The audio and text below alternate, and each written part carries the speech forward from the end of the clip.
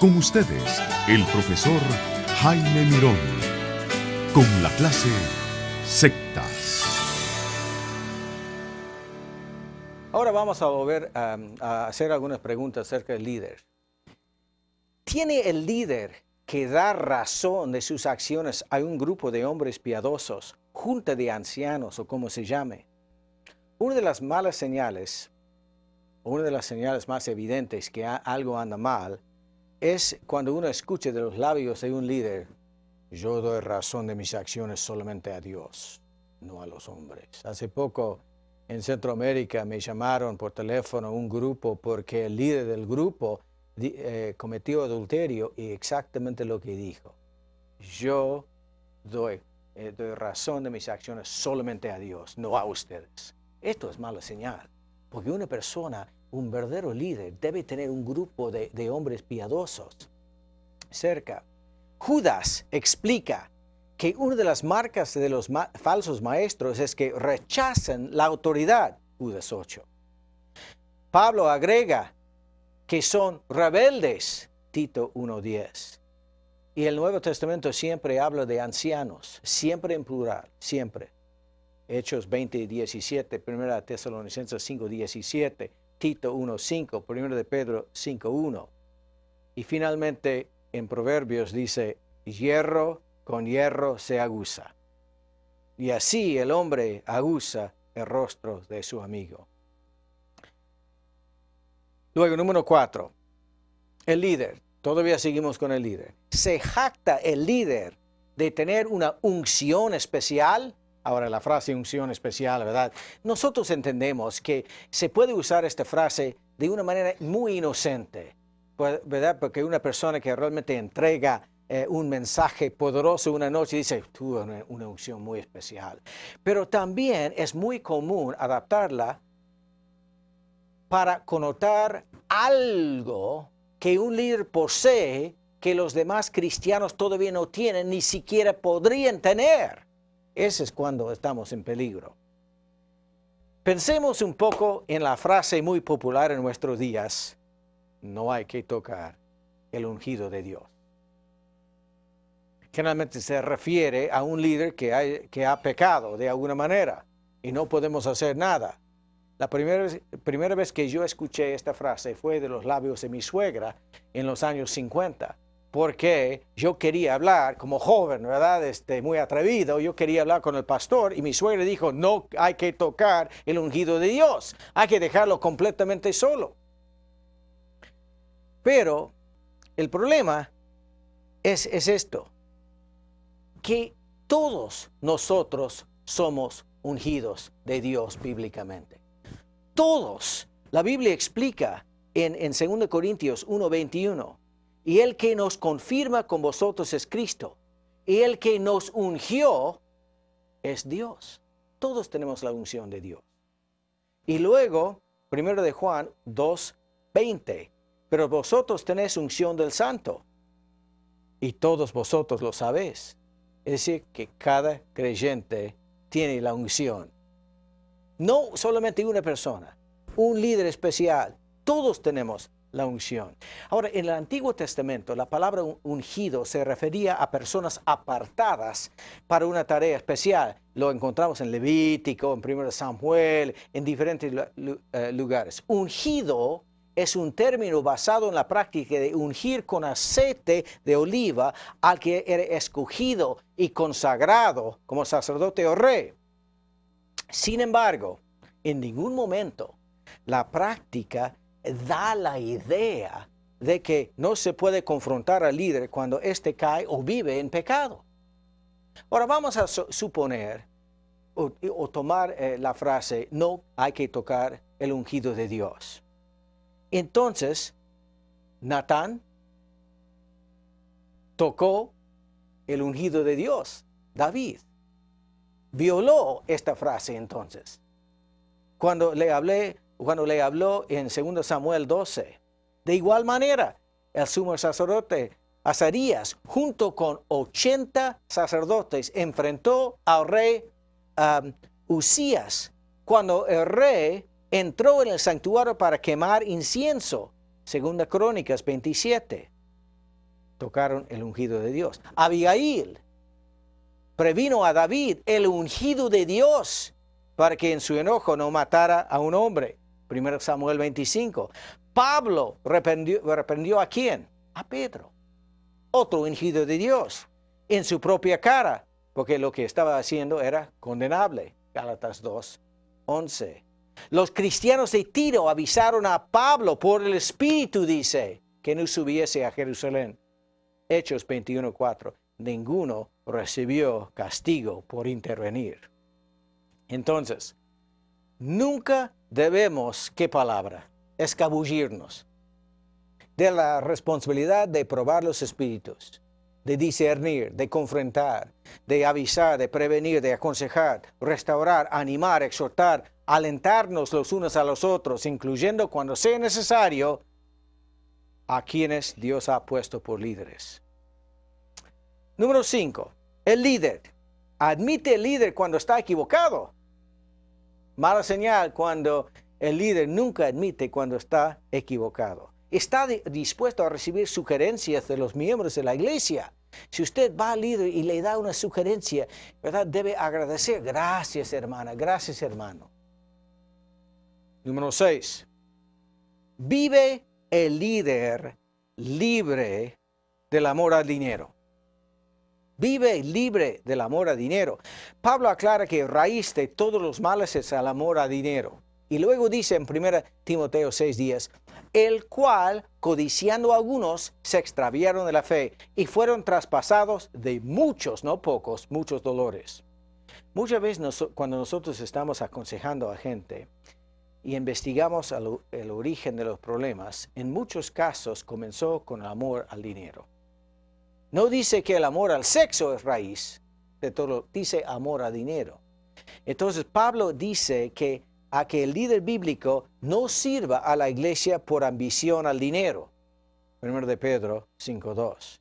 Uno de los requisitos de los líderes de la iglesia es ser desinteresados en cuanto al dinero. 1 Timoteo 3:3. Pablo condena a los avaros e instruye a la iglesia ni comer con ellos. 1 Corintios 5:11. Y el apóstol menciona que los sectarios enseñan falsa doctrina para obtener ganancias malavidas. Tito 1:11. Y que usan la religión para una fuente de riqueza. 1 Timoteo 6:5. Entonces, estas son algunas de las preguntas que podemos hacer al líder. Pero hay más. Discernimiento. Los miembros. Hagamos algunas preguntas a los miembros de la iglesia. Los miembros que dejan la iglesia, porque siempre hay personas viniendo y saliendo de los grupos, son animados a encontrar otra iglesia y a seguir adelante en la vida cristiana. Una cosa que nosotros hacemos en nuestra iglesia, si por algún motivo una persona sale de la iglesia, nosotros le llamamos tratando de ver si va a otra iglesia buena. Pero, en las ilustraciones que el pastor o el líder ofrece desde el púlpito, hace referencias frecuentes a diversos ex miembros de la iglesia. Es decir, que la gente que sale termina en las ilustraciones de sus sermones. Si los llama apartados, infieles, muertos en algunos casos, depravados en otros casos, perros en otros casos, publicanos, paganos o algo semejante, es mala señal. La preocupación nuestra como líderes de la obra del Señor debe ser que los feligreses maduren la fe, que encuentren otra iglesia, que necesariamente asisten a nuestra iglesia. Segundo, los miembros. Existe un temor inexplicable en los miembros de la iglesia. En líneas generales, el miembro de la secta teme perder la salvación si no asiste a todas las reuniones, si no se viste de cierta forma en una iglesia que mi esposa y yo vimos, fue los jueves, si los jueves no se visten con el color verde, si no obedece a una lista de reglas, si no recibe el visto bueno de los líderes antes de tomar una decisión. Este temor demuestra que uno está sirviendo al hombre y no a Dios. El proverbio bien nota. El miedo a los hombres es una trampa. Número 3.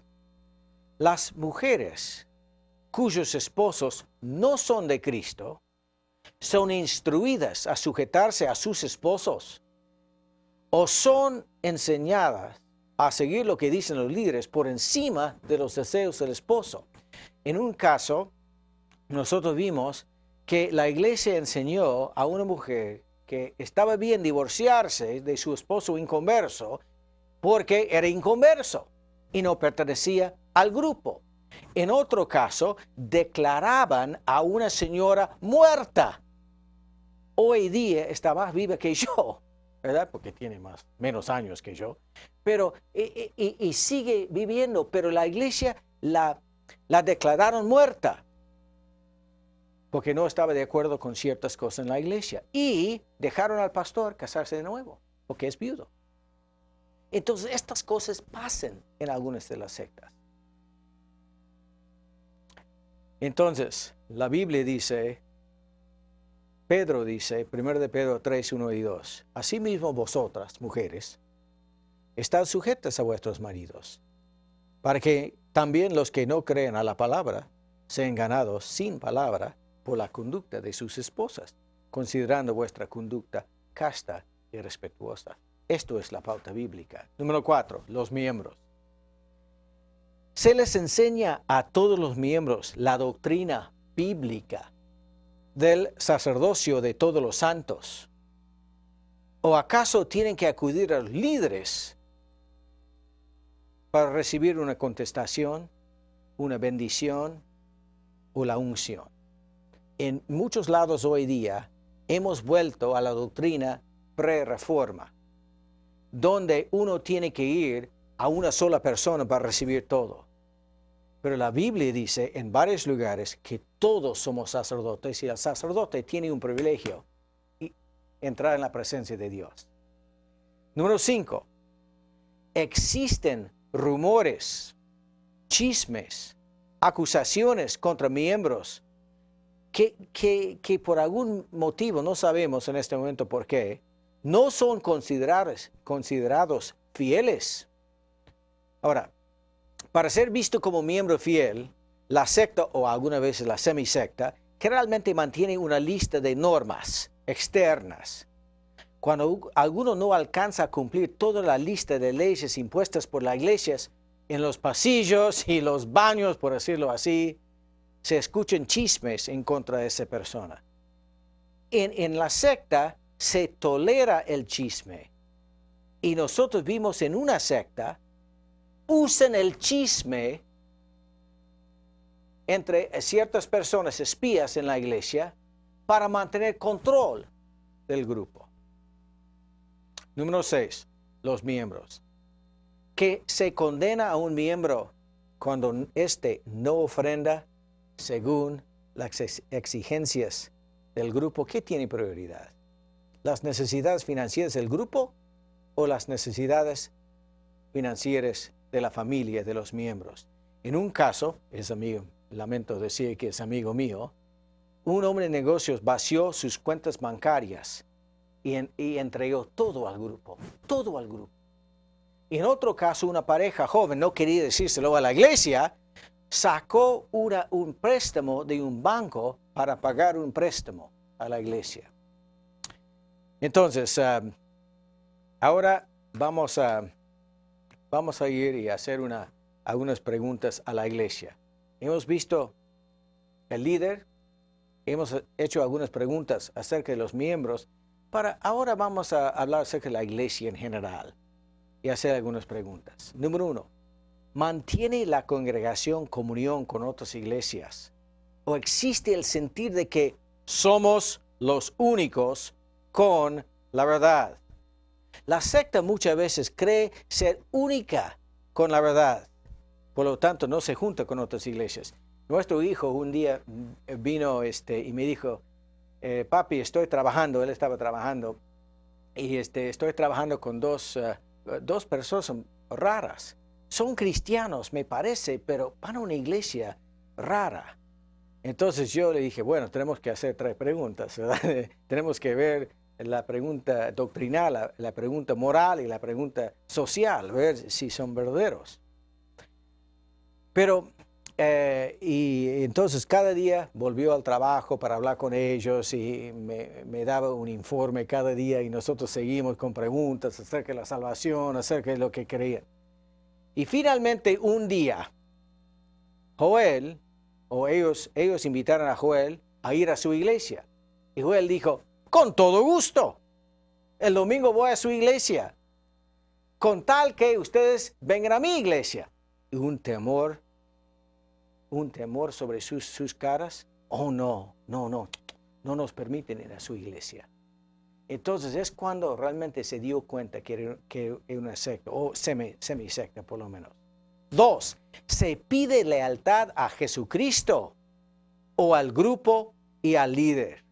Un objetivo de la secta es que el individuo deje sus opiniones personales y en su lugar asuma las opiniones y convicciones de los líderes.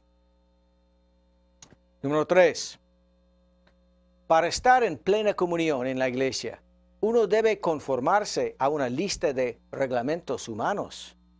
Ahora, obviamente todos nosotros vamos a iglesias y toda verdadera iglesia tiene que tener ciertas normas para ser miembro en plena comunión. Por ejemplo, ser verdadero creyente, bautizarse, haber asistido a una clase de membresía, una cosa por el estilo. Pero la secta o el grupo que está convirtiéndose en secta va más allá de los requisitos normales y establece cierto legalismo para mantenerse fiel a Dios. Lo que pasa con el legalismo apela al ego y nunca desarrolla discernimiento. El legalismo quita o saca la responsabilidad al individuo y la pone en manos de una persona o un grupo de personas que dirige la iglesia. El legalismo, en mi opinión, condena a la persona a una vida de inmadurez espiritual, en el mejor de los casos, en el mejor de los casos, y cierra la puerta del cielo en el peor de los casos. Es posible ser sincero, religioso, obedecer mandamientos, vivir una vida severa, sin embargo, no entrar en el reino de Dios, no encontrar la gracia de Dios. 4. La iglesia. El grupo enseña la gracia y la misericordia de Dios hacia los pecadores.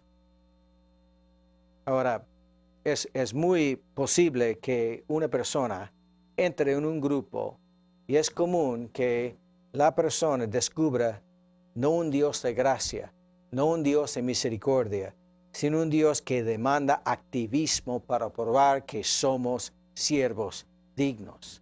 La persona no encuentra gracia, sino obras externas, sin una realidad interna. No haya luz, no encuentra luz y vida sin autoridad humana y una carga de culpa insoportable. Jesús dice, mi yugo es fácil y ligera mi carga. Mateo 11:30. Número 5. La iglesia. Hemos hablado un poco de esto, pero lo quiero mencionar de nuevo en el contexto de la iglesia. ¿Tiene prioridad la iglesia por sobre la familia? Abundan ejemplos de sectas que declaran que el miembro ya forma parte de otra familia, la familia de la iglesia, y ya no forma parte de su familia anterior. Y entonces no es necesario relacionarse con su familia carnal, ni obedecer lo que dice el padre o la madre o dice el esposo.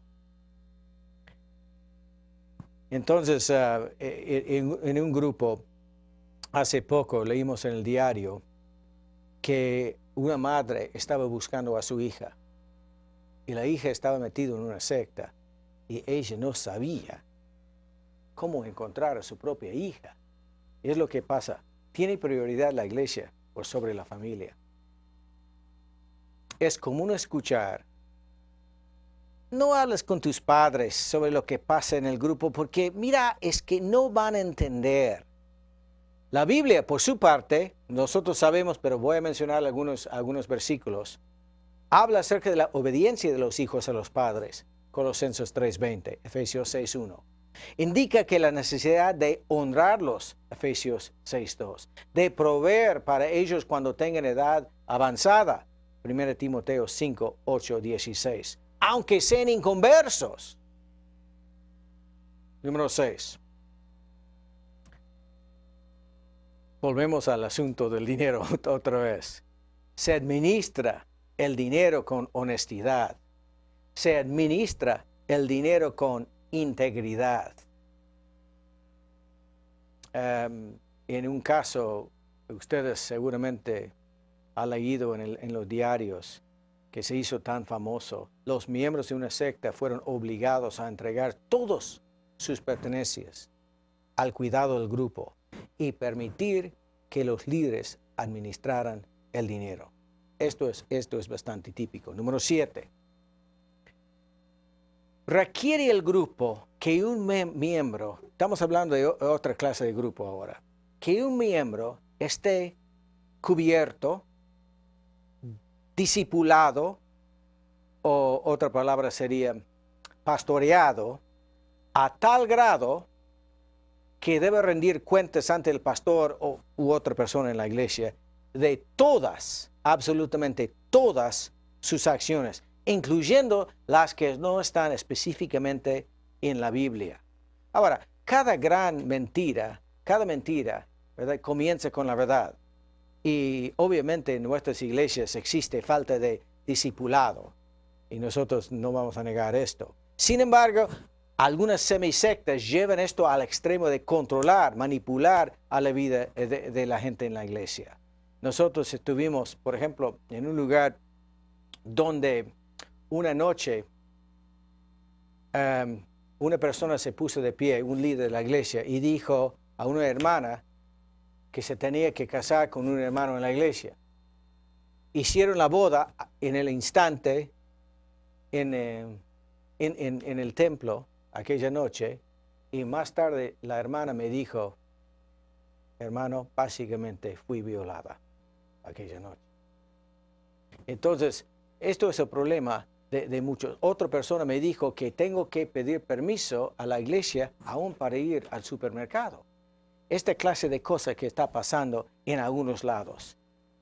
Luego, vamos a pasar ahora a la pregunta interesante, ¿debo o no cambiar de iglesia? Ahora, al contestar esta pregunta, yo no voy a hablar acerca de cualquier persona. Estamos hablando acerca de una persona que tiene dudas sobre su grupo, si es una secta, una semisecta o algo por el estilo, porque todos nosotros de vez en cuando pensamos que voy a cambiar de iglesia. Y hay un problema en muchas partes de América Latina que un abogado guatemalteco me dijo que es la iglesia ambulante. Son las personas que van de iglesia a iglesia, cambiando de congregación a congregación, de acuerdo a quién tiene el cantante, quién tiene el predicador y cosas así. No queremos esto. La Biblia habla muchas veces acerca de lealtad a la iglesia, a sujetarse a los líderes en Hebreos capítulo 13. Nosotros debemos ser miembros fieles a la iglesia. Pero vale la pena hablar acerca de la pregunta, ¿debo o no cambiar de iglesia?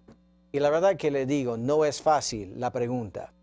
Y yo no sé si puedo hacer una lista específica que se puede aplicar a cada situación, porque cada situación es diferente.